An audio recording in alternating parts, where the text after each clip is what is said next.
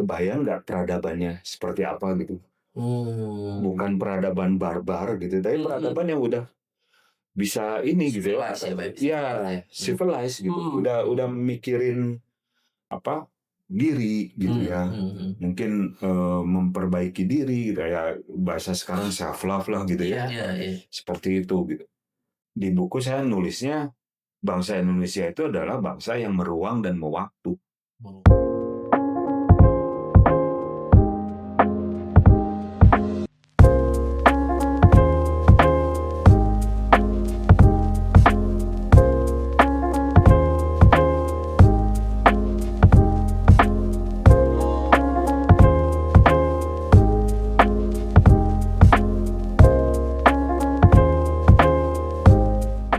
Halo Komrade, kembali lagi bersama podcastnya anak-anak muda.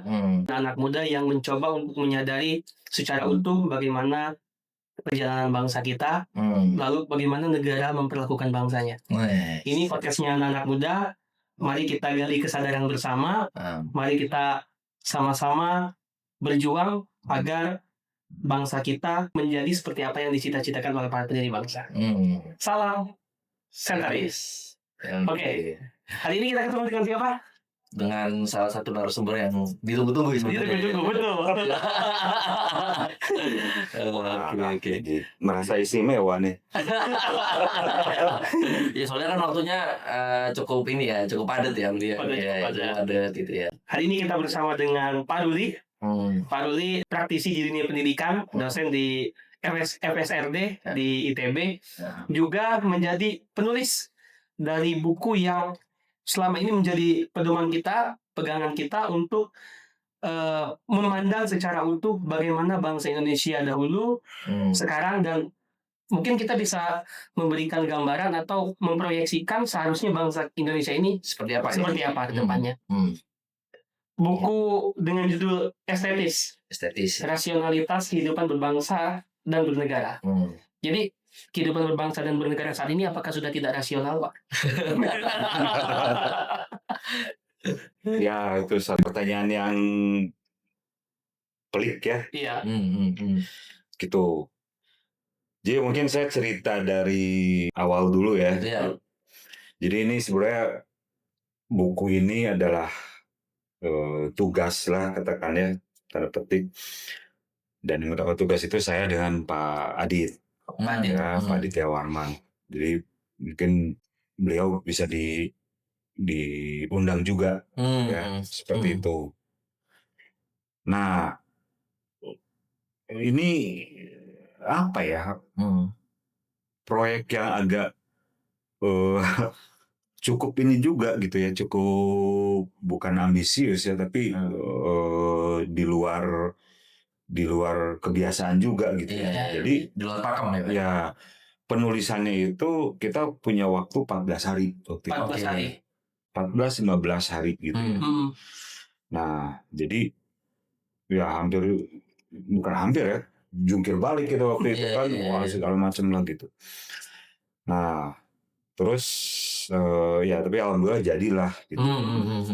Nah, setelah itu kita kami coba revisi itu semua, ya setelah ini ditasbihkan lah gitu. Nah, terus biasanya diskusi ini bisa nggak karena masih ada beberapa, karena kan sempat ada diskusi juga, kemudian ada masukan gitu ya. Nah, terus ya udah silakan aja ya, akhirnya yang ini itu sebenarnya edisi pertama, dan kami mencoba menambahkan sebetulnya ya, dan mungkin ada beberapa penyesuaian dan sebagainya. Lahirlah di edisi yang kedua, itu mungkin covernya bisa di-insert gitu ya. Iya. Seperti itu. Atau mungkin nanti bisa di-download di link di bawah ini. Belum komersil Pak ya? Kenapa? Belum komersil ini? Belum. Boleh. Boleh komersil ya? Nggak boleh komersil. Karena ini memang buku yang ditargetkan untuk memberikan kesadaran, bukan buku seperti buku-buku yang di lainnya, barangkali dibuat semangat yang lain. Itu. Nah, menarik tadi ngomong kesadaran ya. Jadi memang nggak hanya menulis saja gitu ya. Jadi ya kami juga pengen, ya saya dan Pak Ade juga pengen dapat manfaat gitu ya. Iya. Pengen ngerti juga gitu. Sebenarnya ada apa sih gitu. Sebenarnya kan banyak ya buku-buku yang memang atau jenis-jenis publikasi yang lain yang cerita tentang entah itu Pancasila, entah itu tafsirannya atau apalah segala macam, itu kan juga banyak gitu. Nah, tapi kami ngelihatnya ini kayaknya ada hal yang bisa diangkat deh soal potensi bangsa gitu, karena kayaknya kalau misalnya bicara soal si Pancasila saja ya udah banyak gitu, kan ya gitu. Tapi soal potensi bangsa belum nih gitu. Nah, akhirnya diskusi. Nah, judul ini pun sebetulnya subjudulnya ya, rasionalitas kehidupan berbangsa dan bernegara ini itu di akhir sebetulnya. Oh, di bagian Di awalnya itu sebenarnya lebih ke estetis. Ya, jadi estetis di sini karena Pak Adit itu latar belakang arsitektur, saya juga dari yang seperti itu. Jadi satu konsep estetis seperti itu tuh jadi sesuatu yang biasa gitu ya. Di pikiran kami tuh jadi sesuatu yang biasa. Tapi di sini ternyata si kata ini menarik ya. Estetis itu bisa dipenggal jadi kata etis dan estetis gitu. Tapi di sini kita lebih melihatnya sebagai kebenaran. Ya. Gitu. Jadi ada satu konsep gitu ya. Iya. Baik dulu, benar dulu. Nanti estetis itu akan mengikuti. Jadi kebaikan, kebenaran, dan keindahan gitu. Nah, keindahan di sini tuh bukan keindahan sesuatu yang menyenangkan hati, tapi lebih pada satu kesadaran gitu. Kesadaran tadi yang gitu ya. Nah, jadi estetika adalah si konsepnya, estetis itu adalah sifatnya gitu ya. Nah, jadi iya ya, kita ini kehilangan etika dan estetika bangsa nih. Kalau misalnya memang estetika itu kita sepakati sebagai sesuatu yang sifatnya atau nilainya kebenaran. Gitu. Nah, jadi kalau misalnya kaitannya kayak ini kamera nih ya. Jadi estetika itu ibaratnya kameranya. Bendanya ya berarti. Iya. Etika itu ibaratnya buku manualnya. Gitu. Jadi ya nggak bisa dipisahkan kan. Betul. Saya punya kamera, buku manual saya kulkas, yang nggak akan nyambung. Iya. Merek tertentu tapi serinya berbeda, bisa juga nggak nyambung. Iya. Betul. Gitu. Jadi ini yang jadi menarik bagi kami gitu ya, bahwa memang ya setelah kami lihat juga ya, kadang kita juga diskusi kan, bahwa kenapa ya bangsa kita ini bisa katakan dipermainkan gitu ya, direkayasa dan sebagainya. Ternyata memang karena kita sendiri udah kehilangan pegangan etika dan estetikanya gitu ya. Jadi balik lagi ke yang tadi, bahwa si kamera itu adalah sebetulnya dia menyimpan kebenaran. Dia bisa disebut kamera karena benar dia bisa merekam gambar. Iya, betul. Karena dia menjalankan fungsi itu.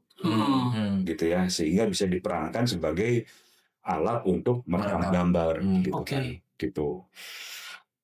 Nah, kalau etika itu jadi satu dasar kita untuk bisa mengoperasionalkan dan mencapai si kebenaran itu.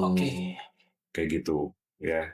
Jadi kalau misalnya kita udah hafal gimana? Berarti hilang dong etika? Enggak. Kemana? Ya menyerap dalam diri kita ya. Gitu. Entah itu jadi pemahaman, entah jadi apa gitu ya. Ya buku manual kita simpan boleh, terus tiba-tiba kita beres-beres kamar terus hilang, terus kita jadi kehilangan, enggak, sebetulnya ya menyerap gitu ya, gitu. Sehingga apa yang terjadi ketika kita nemu kamera yang baru misalnya ya, dengan versi baru atau dengan nomor seri baru dan sebagainya, tanpa buku manual pun karena etika udah menyerap ya. kita bisa pakai logika yang sebelumnya. Ini merek apa? Merek A misalnya. Oh oke. Kalau A biasanya seperti ini nih. Ini dulu. Biasanya seperti ini. Ketika mentok misalnya ada satu fitur baru, nah barulah kita, oh ini ada sesuatu yang harus kita upgrade di diri kita gitu ya.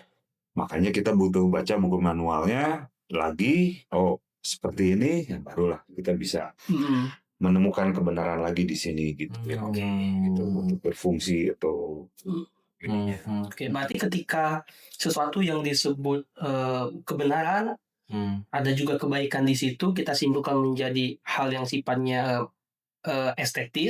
estetika begitu.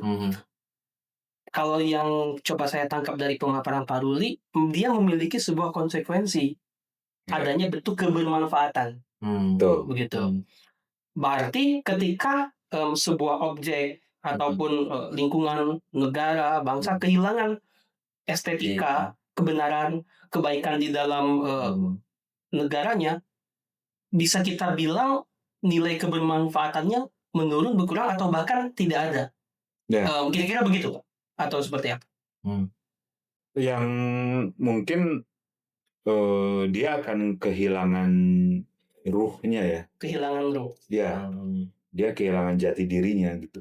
Persoalan kebermanfaatan itu mungkin kan bisa ya itu penting juga gitu ya. Nah, tapi sebelum bisa bermanfaat kan harus ada nilainya dulu. Ya, jadi ketika kehilangan yang tadi, kehilangan ruh, terus apalagi sampai kehilangan nilai gitu ya, kehilangan kepercayaan gitu, ya belum tentu bisa bermanfaat. Gitu. Di sini aja korslet gitu ya, gimana bisa ngasih resonansi ya, betul.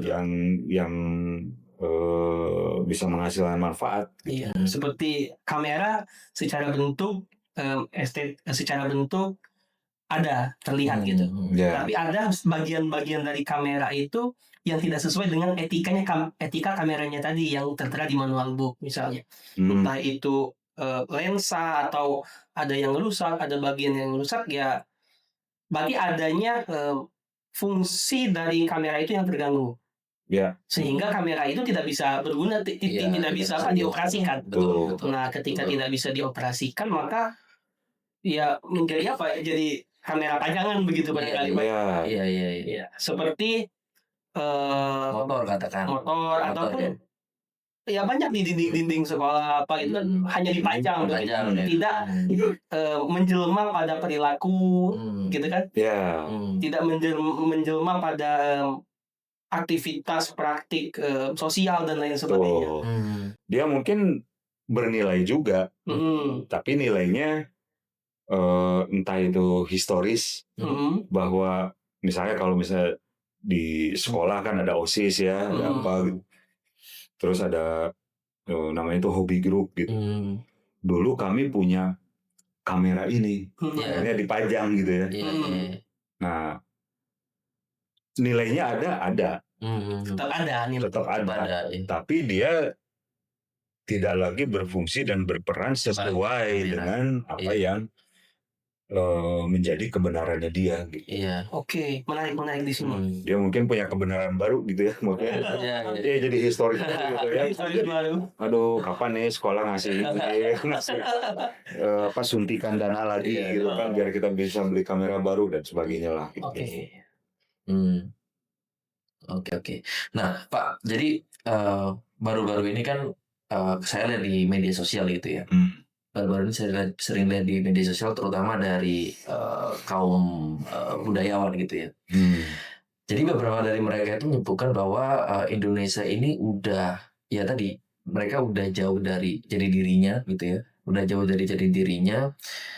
eh, Perilaku-perilaku yang tercermin itu tidak mencerminkan jadi diri yang sesungguhnya gitu, yang udah pernah ini kan sama founding father kita gitu kan. Nah sebenarnya kalau bicara soal jadi diri ya Pak ya, itu kalau dari kan kita harus ngeriluk lagi ke masa lalu gitu ya, tentang bangsa itu harusnya bangsa Indonesia itu apa gitu ya, dan kenapa ada bangsa Indonesia gitu ya, gitu. Nah kalau di dalam buku ini tuh gimana Pak Bapak melihat bangsa itu? Indonesia Oke. kayak gimana? Nah, jadi di buku ini memang dibagi intinya itu ada 7 bab ya. Iya, 7 bab. Terus nanti di awalnya ada pengantar, di akhirnya ada pendahuluan. Nah, di awal itu ada satu kepenasaranan kami waktu itu, saya dan Pak Adit untuk melihat ada nggak ya jejak jejak ya entah itu arkeologis gitu ya atau historis gitu ya tentang ini. Nah kebetulan saya dalam beberapa kegiatan di kampus gitu ya, terutama penelitian dan pengabdian masyarakat, suka ada celah-celah untuk memenuhi peminat saya gitu ya. Jadi kayak misalnya saya sempat PKM ke Bukit Manungtung di Cirebon ya.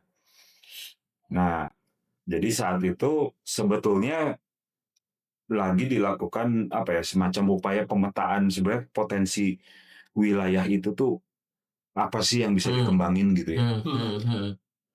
Kita bebasin pikiran saat itu ya. Kebetulan waktu itu yang survei itu berapa orang ya? 3 orang kalau nggak salah. Saya dari Bandung, terus dari Cirebonnya ada 2 orang. Udah, saya pokoknya dibawa jalan gitu. Kita jalan ke sini yuk, di sini ada ini gitu kan. Oke. Udah selesai lihat, nanti dari sini kita ke sana ya gitu. Wah, terus saya gitu kan. Sampai ke Bukit Manungtung itu. Nah, menariknya di situ saya lagi di atas nih, ya. Di atas saya bisa ngeliat lembah gitu, di bawah ada sungai kecil kayak gitu. Tiba-tiba pas saya turun, lihat ada batu. Kok ini kerang ya? Kerang. Iya. Kerang Fosil kerang. Iya. Saya langsung berimajinasi dong di situ. Kerang ya setahu saya itu dia ada di dasar, di laut, di dasar dia bisa sih berenang gitu ya, tapi dia balik lagi ke dasar gitu kan. Saya cuma ngebayangin saat itu bentangannya itu, kebayang ya saat ini waktu itu tuh ini laut gitu. Airnya tenang, gelap, gimana ada takut juga sih ya, maksudnya berimajinasi lebih gitu kan waktu itu. Oh berarti ini ada cerita nih gitu. Jangan-jangan ini terkubur nih gitu kan.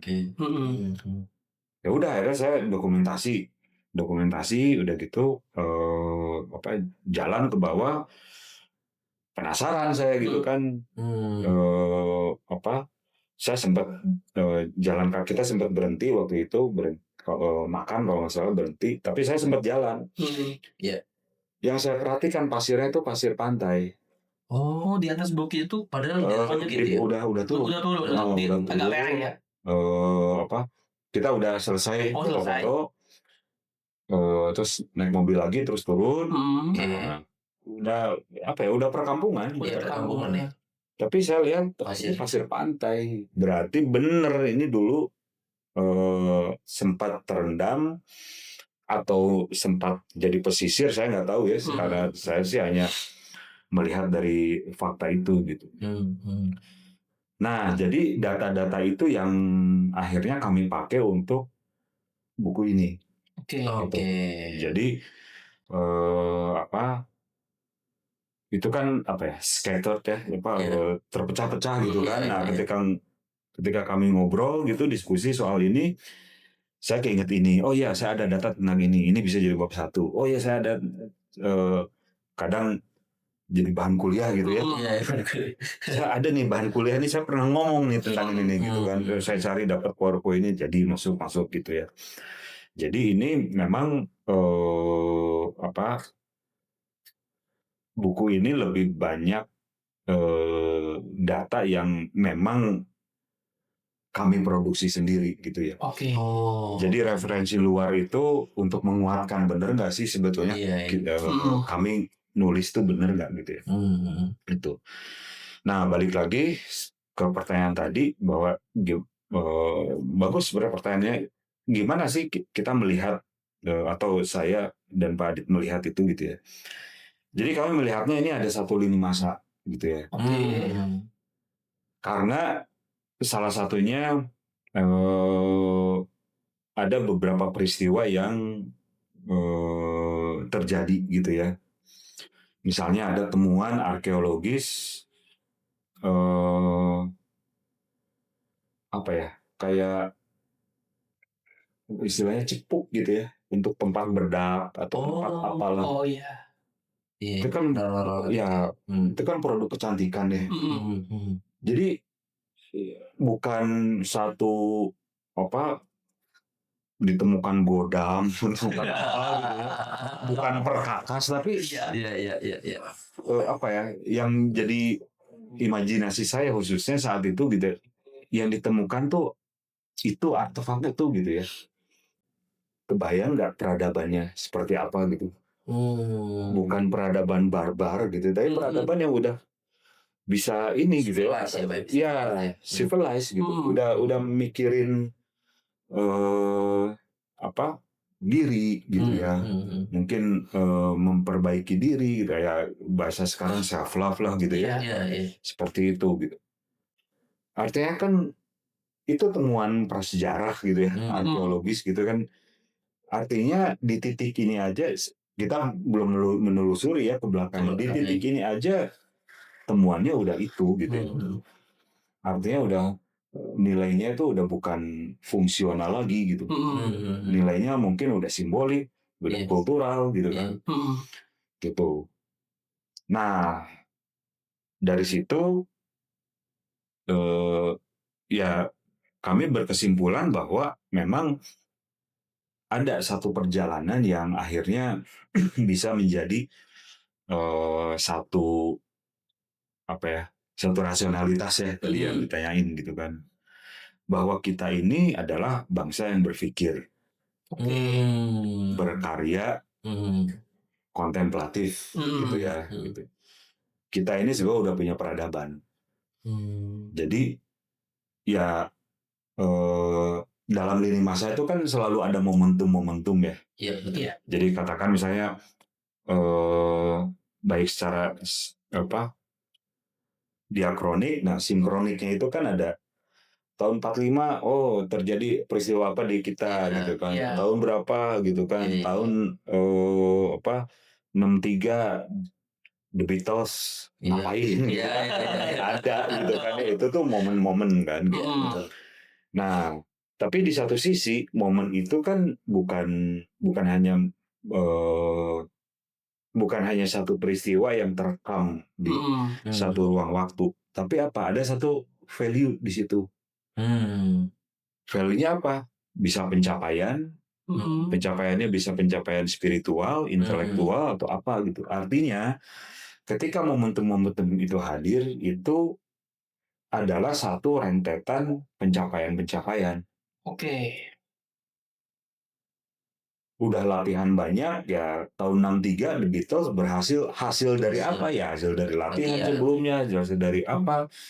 Artinya bukan hanya keberhasilan manggung gitu ya, tapi ada satu value di layer-layer di bawahnya gitu.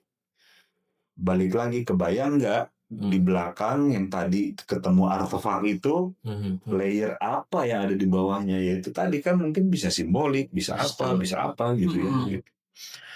Nah artinya dari dulu sampai dari yang inilah pokoknya yang di buku gitu ya, dari si titik temuan ini sampai entah itu bangsa kita berhasil membangun satu candi, berhasil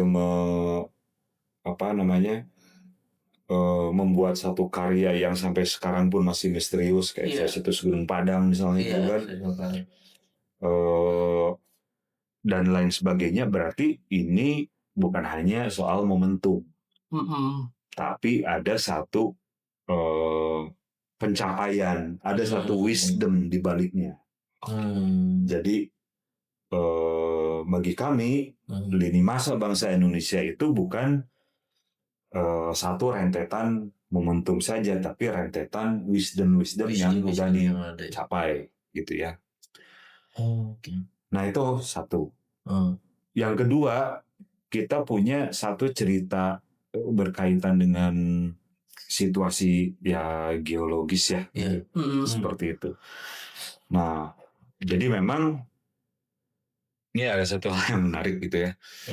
Jadi grup kami itu sempat ke satu daerah dataran tinggi lah di Jawa Barat Jawa Barat Selatan kalau nggak salah. Nah, dataran tinggi, tapi keahlian orangnya apa? Membuat jaring. Jaring untuk ikan. Tapi dia ada di dataran tinggi. Anomali. Sangat anomali kan? Iya. Biasanya orang pesisir. Betul. Artinya apa? Boleh jadi wilayah yang tadi itu dulunya adalah pesisir. Nah, di buku itu saya coba visualisasikan gitu ya. Jadi mungkin dulu kita begini gitu ya. Ini air laut. Gitu ya. Woi, bikin jaring, bikin apa, tiba-tiba air lautnya susut gitu ya. Entah dia susut, entah dia naik gitu ya. Pokoknya yang jelas ada pergeseran garis pantai. Ya, gitu. Kan? Saya kebayang aja anekdotnya gitu ya. Saya berimajinasi. Udah bikin jaring susah-susah, tapi lautnya tuh udah di sana 5 kilometer ke bawah gitu kan. Mungkin dalam semalam misalnya gitu kan. Terus saya buat ini buat apa gitu. Tapi sampai sekarang itu masih ada. Tradisi itu masih ada. Saya nggak tahu ya apakah masih membuat atau apa gitu, atau tinggal artefak dulu. Ini dulu kakek saya nih yang bikin jaring gitu misalnya gitu ya. Saya nggak tahu ya gitu. Tapi itu jadi bukti bahwa memang ada pergeseran garis pantai gitu. Jadi yang dulu ini udah hampir ke puncak nih. Jadi ya kita pakai kendaraan kan ya, putar, udah hampir ke puncak nih. Ditemukan itu kemampuan membuat jaring. Sedangkan laut aja nggak kelihatan gitu. Jauh kan gitu. Artinya maaf, wilayah bumi Nusantara Indonesia itu pun punya cerita ternyata. Yang akhirnya apa? Membentuk mentalitas tadi ya, membentuk yang tadi ya, momentum tadi gitu. Itu yang kemudian memperkaya lah katakan gitu kan. Sehingga ya kalau misalnya dari waktu, saya nggak tahu ya, itu mungkin jutaan tahun yang lalu misalnya gitu kan. Momennya di sini punya kemampuan ini, kemudian si alam atau buminya pun punya cerita gitu kan, pergeseran garis pantai dan sebagainya gitu. Dia punya ini yang baru gitu ya. Titik. Dia punya titik yang baru ya. Gitu. Sehingga di buku saya nulisnya bangsa Indonesia itu adalah bangsa yang meruang dan mewaktu. Dalam konteks terikat oleh ruang dan waktu. Ya. Nah, ketika berbicara ruang dan waktu, ya ini pasti kita punya semua gitu ya. Ada yang kita tahan, entah itu sebagai memori, entah itu sebagai pengalaman. ada yang kita proyeksikan. Nah, itu istilah kerennya, apa yang kita tahan itu retention. Retention. Gitu. Jadi pokoknya permen yang paling enak menurut saya adalah permen waktu saya makan ketika waktu SMP. Saya masih ingat rasanya, saya masih ini segala macam gitu. Itu retention berarti. Retention. Nah, si jaring tadi, kemampuan membuat jaring tadi itu sebenarnya retention. Oke. Oke, karena memang udah terlalu lama ya, Pak. Maksudnya. Iya, itu mungkin udah jadi Biasa pengalaman, ya. nggak apa gitu ya. Nah,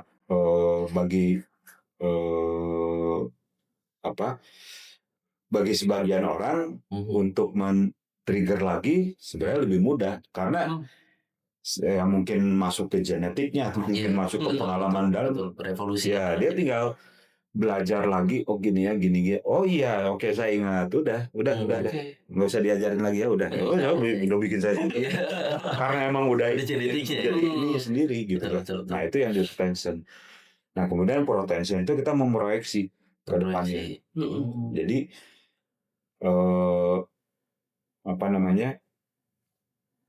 kita bisa melihat berdasarkan si potensi yang ada gitu ya. Oke. Di tempat yang sama gitu ya. Di atas gunung itu ada kedai kopi. Kedai kopi. Ya. Secara pribadi saya nggak ngelihat ya. Ada kebun kopi, ada apa segala macam gitu. Nah, tapi saya jadi mikir ulang kan. Jangan-jangan ini protension nih. Dalam arti ketika si bumi itu udah berubah gitu ya. Nah, kita harus survive kan? Iya, gitu. Retention jaring udah ada. Iya. Mau ngejaring juga jauh udah berapa puluh kilometer gitu kan. Iya. Oke, tapi saya di sini, saya harus melakukan apa? Nah, mungkin yang diproyeksikan, oke, bahan alam yang sekitarnya apa ya, dibikinlah, bukan hanya kedai kopi sih. Jadi ada makanan, ada apa, makanan berat lah, timbel juga, ada apa segala macam gitu. Nah, artinya kenapa saya bilang bangsa Indonesia itu bangsa meruang dan mau waktu, karena memang bukan hanya dorongan internal untuk berbuat sesuatu ya, tapi memang ada dorongan eksternal juga yang memaksa kita untuk berbuat sesuatu, menyesuaikan diri, adaptasi gitu ya. Sehingga ya dengan beragam suku di Indonesia, dengan beragam kondisi pulau gitu ya, terus muncul kearifan lokal gitu, itu sangat wajar gitu. Karena ya katakanlah terjadi satu patahan misalnya gitu karena kondisi geologis tertentu. Oke, dari sini saya harus apa segala macam. Jadi memang bukan dari manusianya aja, tapi dari geologinya juga ya. Gitu. Sehingga itu yang kami simpulkan jadi satu wisdom. Gitu. Oke.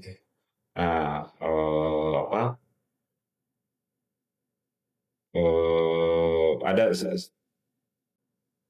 senior saya ya. Almarhum Kang Indi Setiawan gitu ya. Saya sangat hormat banget. Saya sempat bekerja sama juga gitu ya di beberapa kegiatan. Nah, beliau itu dulu Wanadri. Ya. Oke, organisasi ini. Sampai kalau kita lihat peta Kalimantan ada namanya Gua Pindi. Gua Pindi. Itu beliau yang menemukan. Menemukan gua itu. Dan ada Gua Pindi namanya. Nah, suatu saat beliau cerita gitu bahwa kan ada upaya menyembunyikan situasi-situasi kondisi alam di kita gitu ya, lewat cerita anak-anak. Oke. Nah, salah satunya itu kenapa bisa terjadi lumpur lapindo? Karena sebetulnya saya lupa ini cerita anak-anaknya itu ande-ande lumut atau yang iya. raksasa tenggelam di lumpur itu. Itu tuh sebetulnya cerita tentang kawasan itu. Cuman disembunyikan di cerita anak-anak. Bahkan sampai cerita anak-anak ya, bukan cerita yang ada manuskrip kuno kita pegangnya juga harus pakai pinset itu. Enggak, di cerita anak-anak tuh. Lewat raksasa, lewat apa. Nah, itu tuh likuifaksi itu tuh memang udah diprediksi dan ada potensi loh daerah ini terkena likuifaksi. Cuman apes aja ketika ngebor gitu. Oke. Jadi gitu Kang, iya jadi ini ada ini gitu ya. Nah, ya artinya itu memang bangsa Indonesia ini hidup di satu wilayah yang memang jadi modal lah untuk berkembang gitu ya. Selain dari mentalitasnya juga ya, karena ruangnya seperti itu ya otomatis kalau diem aja mungkin ya gampang-gampangnya kan kita tinggal di wilayah Ring of Fire kita ini, waduh udahlah ngungsi yuk, kan bisa aja. Tapi kan itu tidak dilakukan oleh leluhur kita. Betul. Kita justru mengantisipasi apa segala macam gitu. Kayak ya apa susahnya gitu ya orang Jepang gitu kan, gempa udah langganan, tsunami, gunung berapi gitu kan. Tapi itu justru membuat kalau Saini KM itu bilangnya catastrophic mentality. Oke. Catastrophic mentality. Mental malapetaka. Karena banyak hantaman gitu ya, sehingga mereka berpikir untuk gimana mengantisipasi tsunami, bagaimana mengantisipasi ini. Bangunan ini harus yang ringan karena kalau misalnya semuanya berat tiba-tiba ada gempa ya nyawa ya. Nah, gimana ini harus tata letak kotanya dan sebagainya. Nah, kalau saya secara pribadi ya bukan hanya orang Jepang, kita juga begitu. Kita ini punya kapasitas itu, catastrophic mentality itu. Gitu. Apalagi kayak misalnya ya ini saya juga dikasih tahu ya gitu kan. Kan kalau angin darat dari mana ke mana? Dari darat ke laut. Darat ke laut kan. Dari darat ke laut. Nah, angin laut ya dari laut ke darat. Gimana dengan Pulau Jawa? Dengan Pulau Sumatera? Dengan pulau-pulau lain di Indonesia? Miring ya? Ini laut. Ini laut. Berarti angin laut dong semua. Nggak ada dong angin darat. Iya. Tiba-tiba atau misalnya ini angin laut, terus merubah identitas jadi angin darat. Kan ya itulah gitu ya situasi geografis, geologis kita gitu yang akhirnya membuat itu jadi bangsa kita ini punya kemampuan berpikir yang berbeda, merenung yang berbeda, berkarya yang berbeda, gitu. Gimana bisa nentuin Borobudur itu ada di tempat di situ, gitu kan? Di mana Candi Mendut harus ditempatkan, di mana Candi Paul itu kan bukan hal yang sederhana, gitu ya. Betul. Itu. Di mana situs Gunung Padang, itu nggak sederhana. Terus dalam konteks penanggalan juga agak menarik kalau kita misalnya di Sunda itu ada namanya Kala Sunda, Ya. Gitu kan. Terus ada juga penanggalan, kan kita ada 2 penanggalan berdasarkan matahari, Matahari dan bulan. ada juga yang berdasarkan bulan. Tuh. Bulan untuk aktivitas bercocok tanam begitu kan, ya matahari untuk yang lainnya begitu. Ya. Jadi berarti leluhur kita dulu sudah bisa memahami bagaimana pola bulan, pola pengaruhnya terhadap daratan, pola naik turunnya air laut, terus bagaimana pola matahari bergerak, bahkan mungkin bagaimana pola-pola rasi bintang. Sehingga itu bisa menjadi penentu mereka mau beraktivitas apa ini hari ini. Kan itu sampai pada titik kesimpulan mereka mengetahui itu ada pengalaman. Kalau kita tadi balik lagi ke lini masa, Pak. Ada pengalaman-pengalaman di belakang yang menghasilkan kesimpulan wisdom itu ya, betul. Oke. Terus tadi menarik juga tentang saya rasa kita rasa di beberapa daerah itu selalu punya kekhasan cerita-cerita rakyat, cerita-cerita anak-anak, gitu ya. Ini kita agak berpikir liar. Ada juga cerita-cerita anak-anak ataupun cerita-cerita rakyat produksi kolonial. Ya, betul. Nah, begitu, sehingga itu antara cerita satu dan cerita lain seolah-olah sama atau seolah-olah saling menegasikan satu sama lain begitu. Berarti dalam konteks ini kita terlambat menyadari kalau cerita kita itu menyimpan rahasia yang luar biasa.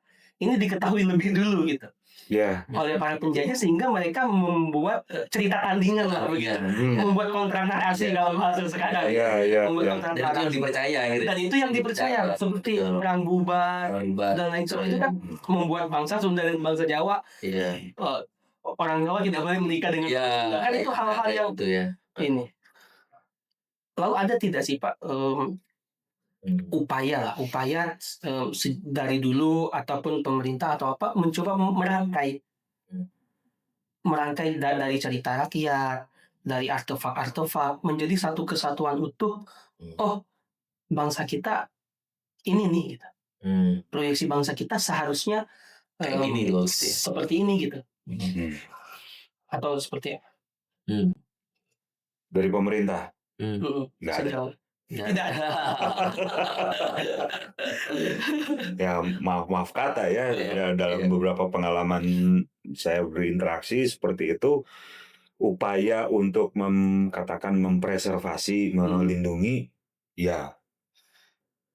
Tapi upaya lebih jauh seperti tadi merangkai nggak ada. Tidak ada. Ya. Jadi memang apa ya, mungkin dari skema besarnya nggak ke situ gitu kan. Yang penting udah terpreservasi kan, udah terawat bersih kan, udah selesai. Tapi nggak untuk melihat satu rangkaian ini jadi satu atau ada satu narasi yang terhubung, ya enggak lah. Iya belum sampai ke sana ya. Jadi untuk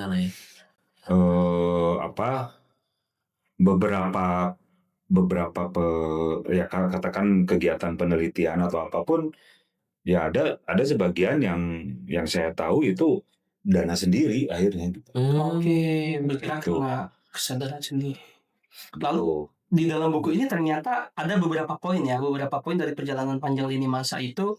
Ada momentumnya yang ternyata menyimpan wisdom tadi. Nah, ini kalau kita lihat di ekspansi ruang peradaban di bab 1. Nah, ketika ada ekspansi, ini kan judulnya ekspansi ruang peradaban. Kalau tadi dari cerita Bapak ada ekspansi ruang dari menurunnya garis pantai atau mungkin daratannya yang karena ada aktivitas di perut bumi atau apa jadi naik. Itu juga mempengaruhi bagaimana karakter manusia yang ada di sana, sehingga itu menyimpan suatu keunikan, gitu, suatu ciri khas. Pertanyaannya begini, bagaimana tingkat pertengkaran ataupun anarkisme yang mungkin terjadi ketika semuanya dibuat sama, dipaksa sama? Ada kemungkinan terburuk atau anarkisme yang kita bayangkan kan tanpa aturan, tanpa ini begitu. Dengan semangat mereka ingin mengatur gitu, tapi semuanya ingin dibuat sama. Cara kita memilih dibuat sama gitu. Cara kita memutuskan dibuat sama. Oke. Hmm. Artinya kan ini ada satu upaya untuk menekan atau menegasikan potensi-potensi masing-masing ya yang berbeda gitu ya. Gitu. Nah, pasti kalau misalnya tadi ada nggak efeknya terhadap tadi yang penyamarataan itu pasti ada lah, pasti ada. Nah, setidaknya ya mungkin hilangnya wisdom tadi. Kita jadi kehilangan apa ya? Apa ya? Jadi kayak kehilangan sesuatu yang memang dulunya itu jadi satu apa ya? Elemen yang utuh ya kayak misal kita ya manusia itu kita kan sebenarnya punya elemen-elemen yang ini juga gitu ya, punya elemen yang sama gitu. Yang jadi support system. Ini pengalaman juga gitu ya. Sebenarnya acaranya acara makan, terus apa timbel lah gitu kan gitu. Saya gitu. Ada rekan saya dari daerah Pangandaran, gitu. Jadi kita kan ngambil makanan tuh berdasarkan selera ya. Iya. Gitu. Betul. Nah, ya pasti si rekan saya ini juga ngambil berdasarkan selera saya ini gitu kan. Tapi setelah itu saya belum makan waktu itu, saya baru pegang piring di sini, pelemasan dulu gitu ya, pelemasan dulu gitu. Nah, terus dia deketin saya, deketin piringnya juga. Kang, ini itu antisipasinya ini itu antisipasinya ini. Ini. Jadi sebelumnya ini teh bisa dibilang ini obat. Satu kesatuan. Ini tuh obat. Iya, jadi saat itu ya dia kan pembicaraan jadi jauh ya. Kan saya kan mau makan jadi kayak mau minum obat gitu. Gitu kan. Jadi kayak ada misalnya itu kan ada lauk pauk ya, ada ikan, ada sayur, ada apa gitu kan. Nah jadi ternyata misalnya nih, ini bayangan saya aja ya. Jadi si ikan itu mengandung sesuatu, entah itu senyawa, entah itu apa, dan bisa dinetralisir oleh si sayuran ini. Oke. Gitu. Nah, si sayuran ini pun ternyata punya zat yang apa ya? Bukan sebenarnya sampai level beracun sih enggak gitu ya. Tapi mungkin bikin dalam jumlah tertentu mungkin membahayakan ini. Betul gitu ya. Atau misalnya bikin sensasi yang enggak enak misalnya sepak atau apa gitu. Nah, itu dinetralisir oleh ini. Elemen yang lain gitu ya. Sama elemen yang entah itu oleh sayuran yang lain atau apa gitu. Nah, jadi ya itu tadi ya bahwa ketika mau makan tuh jadi ngobrol itu gitu kan. Kalau yang saya gimana dong gitu kan. Soalnya dia kan ngeliatinnya yang ini ya. Dia gitu. Kalau yang saya gimana dong, udah istilahnya udah sinergi kah kalau bahasa. Udah sinergi belum nih. Saya pengen sehat, saya pengen kenyang. Nah, terpenuhi nggak dengan konstelasi ini? Kayak gitulah jawabannya gitu ya. Kalau gitu. Nah, balik lagi pasti ada apa ya istilahnya gara-gara generalisir itu tadi pasti ada yang hilang. Oke. Jadi misalnya ya tadilah bahwa ini tuh punya potensi untuk apa, punya entah itu antidot atau apa gitu ya, dari apa. Ketika di generalisir gitu kan, bahkan ditambah bukan hanya generalisir tapi klaim-klaim gitu kan.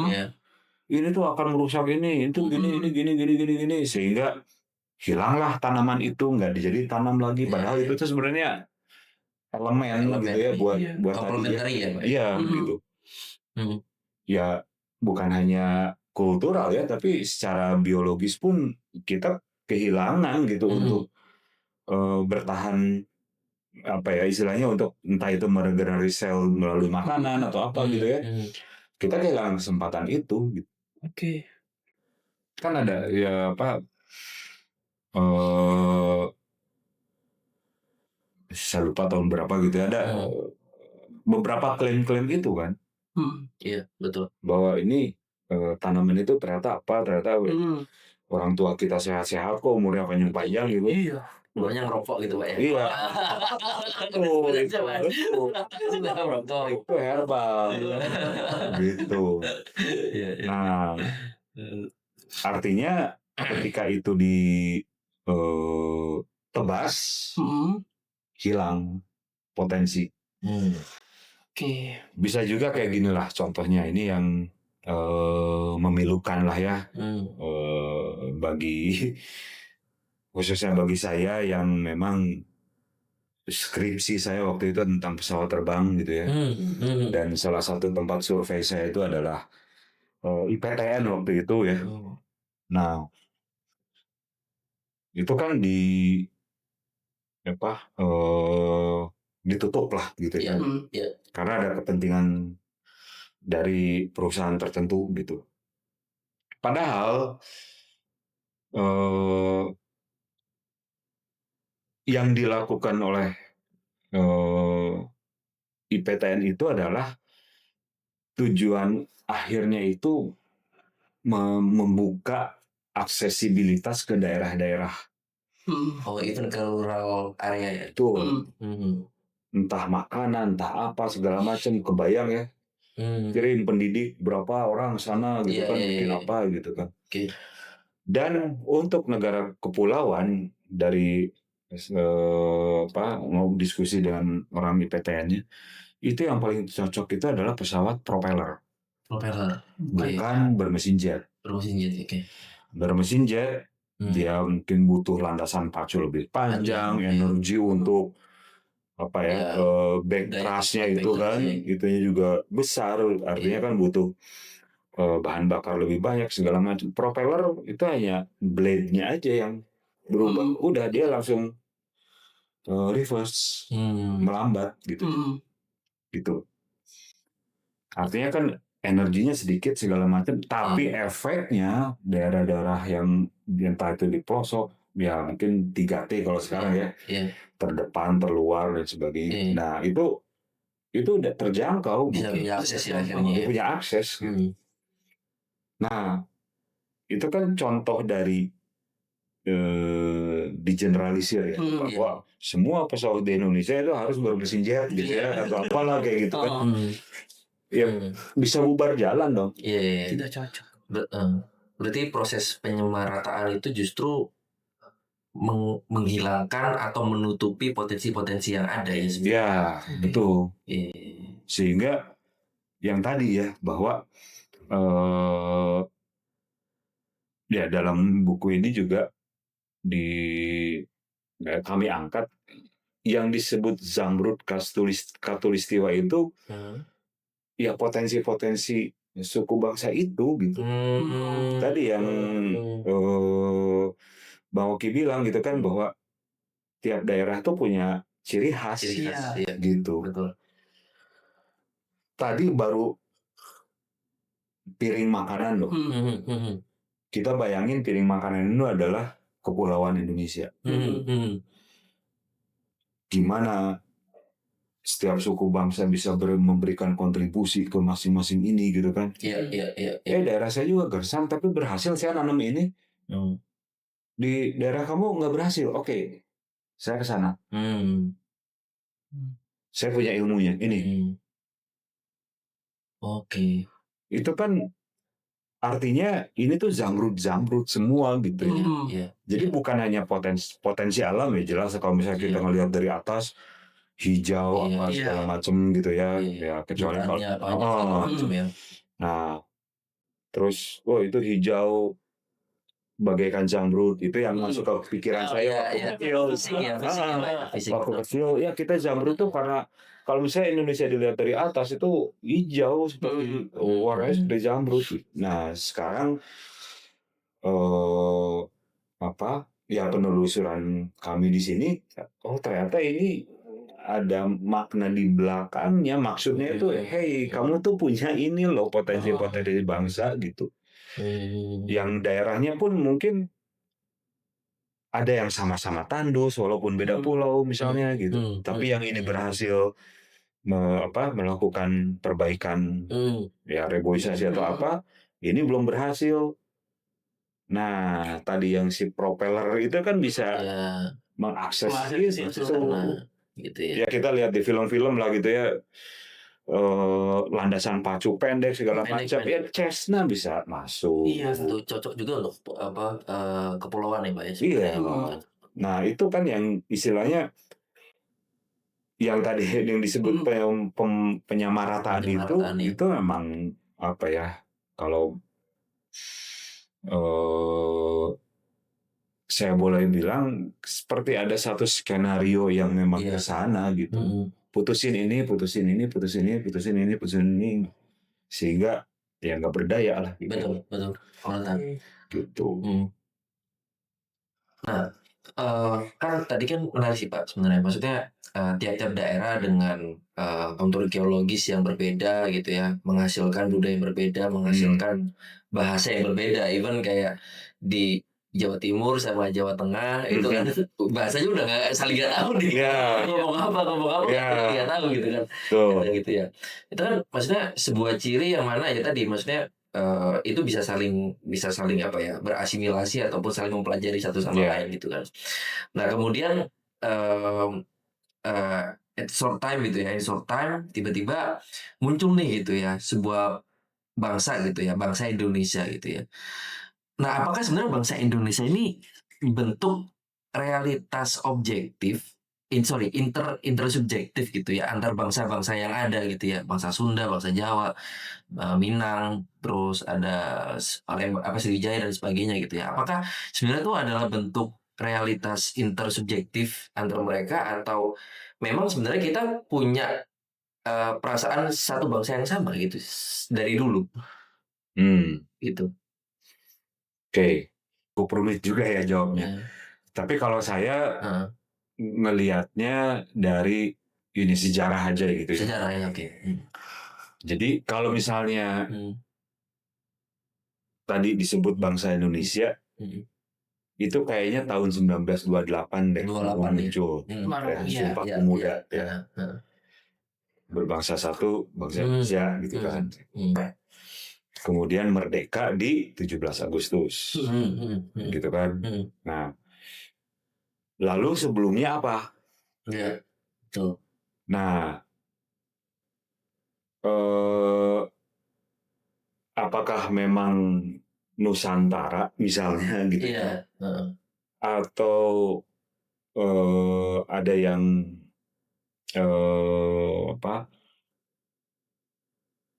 melihatnya lebih abstrak lagi gitu ya. Ini ya udah disebut eksistensi bangsa aja gitu ya.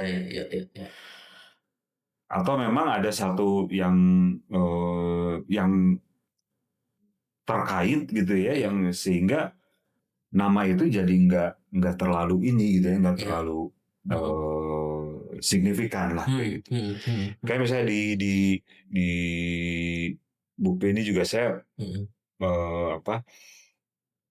jadi ada satu corak gitu ya atau ornamen gitu ya, yang bentuknya itu ditemukan di gua di Prancis, di salah satu dinding itu gitu.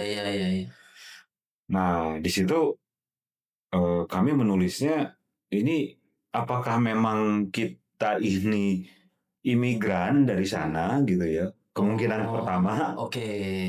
Atau memang ada satu resonansi universal yang ya kalau misalnya bahasa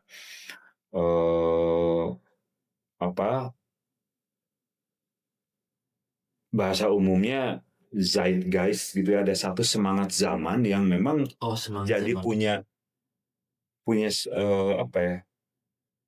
ekspresi yang sama. Nah itu juga yang apa namanya kalau misalnya kita sedikit belok ke wilayah musik gitu ya, banyak yang pendapat yang melihat dan berpendapat bahwa tahun 80 itu adalah zaman keemasannya musik gitu. Betul. Entah gimana Betul. musik di barat apa segala macam ada satu resonansi yang sama. Betul. Di kita pun sama. Nah, ya ini sebenarnya kan apa semesta gitu ya, kosmik atau gimana lah gitu ya. Nah, jadi kalau kami ya khususnya saya sih ya melihat ada wilayah-wilayah yang dimana tadi ya penyebutan bahwa bangsa Indonesia ini kalau misalnya eksistensi dalam satu narasi sejarah ya itu tadi ya di tahun 1928 eksistensinya ada, tapi ini masih terkungkung nih, masih gimana bisa? Nah, memerdekakan diri di 45 17 Agustus. Tapi di wilayah yang lain, ya di wilayah entah itu proses kontemplasi, proses apa, ya identitas itu jadi bukan yang nggak penting, tapi dia nggak terlalu signifikan lah gitu ya. Jadi bukan sesuatu yang harus digembar-gemborkan, tapi lebih cenderung ini kita berbuat aja dulu, kita satu ini kok, satu semesta lah gitu ya. Belum lagi ada kemungkinannya juga ya dulu kan kalau misalnya dilihat dari perjalanan geologis semua pulau menyatu. Betul. Gitu. Betul. Jangan-jangan gitu ya. Kita ngobrol gini gitu kan, terus kita ketiduran besok ada di mana ya ada di mana karena tiba-tiba terbelah gitu. Kan kita nggak tahu kan. Iya. Teman saya kemana nih gitu kan, kok tiba-tiba dipisahkan oleh laut misalnya gitu kan, kayak gitu. Nah, boleh jadi seperti itu karena tadi ya yang saya cerita bahwa ada satu kondisi yang dimana bangsa Indonesia ini berpikir berkarya, kontemplasi dan kontemplatif gitu ya, dan sebagainya. Tapi ada ini eksternal juga gitu. Nah, dalam konteks ini boleh jadi yang lebih kuat itu yang eksternalnya. Karena satu hamparan gitu ya. Kita nggak terpisah-pisah, cuma saya bakar api unggun, tiba-tiba di sana kelihatan kelap-kelip, oh itu bakar api unggun juga gitu kan. Jadi kita sama nih gitu ya. Jadi ada satu identitas yang sama. Mungkin loh ya, ini saya mencoba membayangkan situasi saat itu gitu ya. Jadi kita emang berada di salah satu identitas yang sama, sehingga untuk menentukan siapa mereka itu tidak terlalu signifikan. Maksud saya itu. Jadi penting sih penting, tapi menjadi tidak signifikan ketika kita ya bareng-bareng lah gitu ya. Ya kayak kita di sini ngapain ngomongin identitas, nyambungin KTP gitu kan, ngapain gitu kan. Yang penting kan kita ininya gitu. Ngobrolnya, diskusinya. Baik, pemirsa atau teman-teman semua yang masih semangat menyaksikan podcast kita, para komrade semua, kita sudah sampai di titik bangsa Indonesia. Nanti perjalanan kita masih panjang, podcast kita masih panjang. Jangan lupa untuk tetap continue menyaksikan podcast kita selanjutnya, apalagi bersama dengan Pak Duli.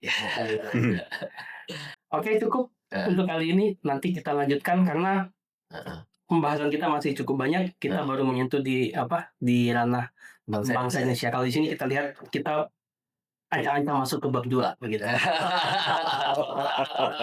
Terima kasih semuanya. Salam Sentaris.